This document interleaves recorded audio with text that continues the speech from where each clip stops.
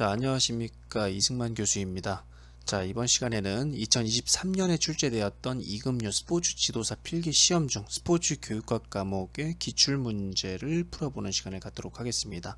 자, 지금까지 해온 방식과 마찬가지로 5개 문항씩 끊어서 총 4개의 영상을 제작해서 업로드할 예정이고요. 첫 번째 1번부터 5번 보기 전에 스포츠 교육학에서 이제 출제 범위라고 할 수 있는 그 내용을 먼저 확인을 하고 간단하게 어떻게 학습을 하는 것이 유리한지를 얘기한 다음에 그 다음에 이어서 1번부터 5번까지 보도록 하겠습니다. 자, 국민체육진흥공단 스포츠 지도사와 관련된 홈페이지를 들어가 보면요, 다음과 같이 화면과 같이 이제 시험 문제라고 할 수 있는 출제 기준 및 항목이라는 것이 잘 나와 있습니다. 그래서 총 이제 7개의 주요 항목이 나와 있고요. 세부 항목은 뭐 3개에서 많게는 4개, 5개, 적게는 2개 정도씩 이렇게 들어가 있는 경우가 많이 있는데 스포츠 교육학에서는 첫 번째 스포츠 교육의 배경과 개념에서 스포츠 교육의 역사, 개념, 현재를 다루고 있고요. 스포츠 교육의 정책과 제도에서는 학교 체육, 생활체육, 전문체육, 그러니까 스포츠를 구분하고 있는 이렇게 3가지 형태를 모두 다 제시하고 있습니다. 각각의 어떤 정책과 제도를 살펴볼 수 있는 시간이 될 수가 있겠죠. 자, 세 번째로는 스포츠 교육의 참여자 이해론으로서 스포츠 교육 지도자, 학습자, 행정가로 구분을 하겠고요. 네 번째, 스포츠 교육의 프로그램론으로서 학교 체육, 생활체육, 전문체육으로 구분을 해서 각각의 프로그램 개발 및 실천에 대해서 다루고 있습니다. 자, 이어서 5번째 스포츠 교육의 지도 방법론인데요. 이 부분이 사실 제일 중요하죠. 스포츠 교육이라고 하는 것이 무엇입니까? 스포츠를 어떻게 하면 효과적으로 잘 지도할 수 있을 것인가와 관련된 내용을 담고 있는 것이 스포츠 교육학이라고 할 수가 있겠는데요. 바로 이 부분에서 가장 많은 문제가 출제되었습니다. 스포츠 지도를 위한 교육 모형, 그리고 스포츠 지도를 위한 교수 기법, 세부 지도 목적에 따른 교수 기법, 각각 여러분들이 매우 잘 학습을 해 두셔야 되겠고, 이 부분만 사실 꼼꼼하게 공부를 좀 해놓아도 절반 이상의 문제는 맞출 수 있다 라고 말씀을 드릴 수가 있겠습니다. 자, 6번째로 스포츠 교육의 평가론입니다. 첫 번째, 평가의 이론적 측면, 두 번째, 평가의 실전적 측면을 다루고 있고요. 마지막으로 스포츠 교육자의 전문적 성장에서는 스포츠 교육 전문인의 전문 역량, 장기적 전문인 성장 및 발달에 대해서 다루고 있습니다. 자, 여러분들이 지금 시험 범위라고 할 수 있는 출제 기준 및 항목에 대해서 각각 여러분들이 잘 그 범위를 학습을 해 두시는데 이런 그 시험 범위라는 것이 있지만 결국에 중요한 것은 무엇일까요? 기출문제입니다. 기출문제를 통해서 어떤 내용이 중요하고 어떤 내용이 좀 덜 중요한지를 좀 파악을 해서 더 중요한, 그러니까 자주 빈출되는 기출문제 중심으로 좀 학습을 하는 것이 중요하고요. 그래서 총 7가지 큰 챕터로 구분이 되어 있는데요. 각각의 챕터별로 중요하게 문제가 나올 수 있을 만한 어떤 테마들을 몇 가지씩 정해가지고 그 부분을 집중적으로 학습을 한다고 하면은 우리가 100점 만점을 받아가지고 시험을 합격해야 되는 시험이 아니죠. 우리는 60점만 넘으면은 합격을 하는 시험입니다. 그렇기 때문에 뭐 항상 이제 뭐 어떤 과목도 마찬가지겠지만 정말 어려워서 좀 난해한 풀기가 어려운 그런 문항들이 한 2문제에서 3문제, 많으면 4문제까지도 좀 포함이 될 수가 있어요. 근데 그런 것들은 과감하게 포기하시고 쉬운 문제와 그리고 공부하면은 맞출 수 있는 그런 문제들을 다 맞춘다고 하면은 못 맞아도 한 70점, 잘 맞으면 80점 정도는 쉽게 받을 수 있지 않을까. 그렇게 학습하는 것이 여러분들에게 조금 더 합격에 가깝게 다가가는 지름길이 될 수 있을 것이라고 생각합니다. 자, 그러면 1번 문항부터 살펴보도록 하겠습니다.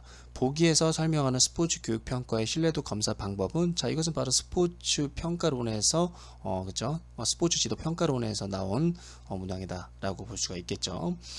보기, 동일한 검사에 대해서 시간 차이를 두고 2회 측정해서 측정값을 비교해서 차이가 작으면 신뢰도가 높고 크면 신뢰도가 낮은 것으로 판단한다. 자, 요거만 봐도 검사가 딱 나오지 않나요? 그죠? 그 정답이 나올 그러니까 이 측정에 대한 정답을 바로 유추할 수 있을 것 같아요. 첫 번째와 두 번째 측정 사이의 시간 차이가 너무 길거나 짧으면 신뢰도가 낮게 나올 수 있다. 첫 번째와 두 번째 측정, 이게 바로 키워드였습니다. 바로 검사와 재검사. 그래서 이런 문제들은 사실 공부를 하면은 뭐 반드시 맞출 수 있는 문제, 뭐 난이도는 뭐 한 중하 정도라고 볼 수가 있겠는데요. 공부를 안 한다고 하더라도 조금만 센스가 있으시면은 첫 번째 문장에서 2회 측정이라는 거, 그리고 두 번째 문장에서는 첫 번째와 두 번째 측정이라는 그런 키워드만 잘 보셨어도 쉽게 풀 수 있지 않았을까라고 생각을 해봅니다. 자, 검사, 재검사는 신뢰도를 측정하는 방법으로서 시간차를 두고서 개념이나 변인 측정을 두 번 실시해가지고 두 관찰값의 차이로서 신뢰도를 측정하는 방법이다 라고 여러분들이 이해하시면 좋을 것 같아요. 자, 2번 문항을 보겠습니다. 2번 문항은 보기의 수업 장면에서 활용한 모스턴의 교수 스타일에 대한 설명으로 적절하지 않은 것은. 자, 여기서는 우리가 모스턴의 교수 스타일, 수업 스타일 매우 중요하다라고 말씀을 드렸죠. 그렇기 때문에 여러분들은 모스턴의 수업 스타일 A부터 스타일 K까지 잘 기억을 해 두셔야 되겠고, 스타일 A부터 E까지는 모사 중심의 클러스터, 그리고 스타일 F부터 K까지는 창조 중심의 클러스터를 가지고 있다라는 기본적인 모스턴의 수업 스타일에 대한 배경 지식을 좀 갖고 있으셔야 될 것 같습니다.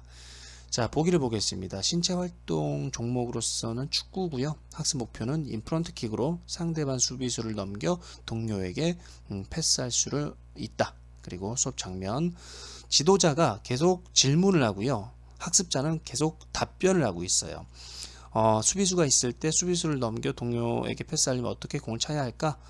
넘길 수 있을 정도의 공을 띄워야 해요. 어느 부분에 공 밑부분을 차면 수비수를 넘길 수 있을까? 자, 이거 어떤 거예요? 제가 항상 말씀을 드리지만 답정너죠. 답정너. 답을 정해놓고 그 답을 찾아낼 수 있게끔 유도하는 그런 형태다. 그래서 유도 발견식 수업이다 라고 볼 수가 있겠습니다. 그럼 정답은 3번. 지도자는 학습자에게 예정된 해답을 즉시 알려주는 것은 유도 발견에 해당이 되지가 않고요. 1번. 지도자는 논리적이며 계열적인 질문을 설계해서 학생들이 그 정답을 찾아낼 수 있도록 만들어야 되겠죠.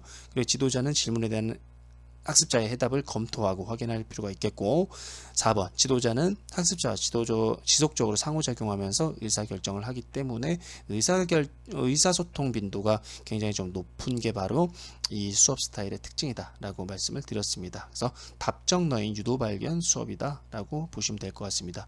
자, 보기는 교수 스타일 중 스타일 F 유도발견형 스타일이다. 바로 우리 스타일 2까지는 모사 중심의 스타일이라고 말씀을 드렸는데요. 스타일 F부터는 처음으로 이게 이제 창조 중심으로 넘어가게 되겠죠. 이 스타일에서 지도자는 질문과 대답을 통해서 학습자가 예정된 해답을 찾도록 수업을 설계하고 있습니다. 그래서 정답은 3번이다 라고 여러분들이 쉽게 풀 수 있는 문항이었습니다.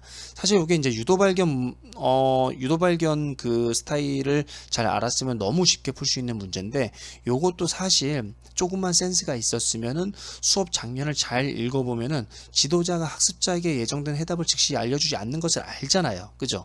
그렇기 때문에 요 문항도 어떻게 풀면 됩니까?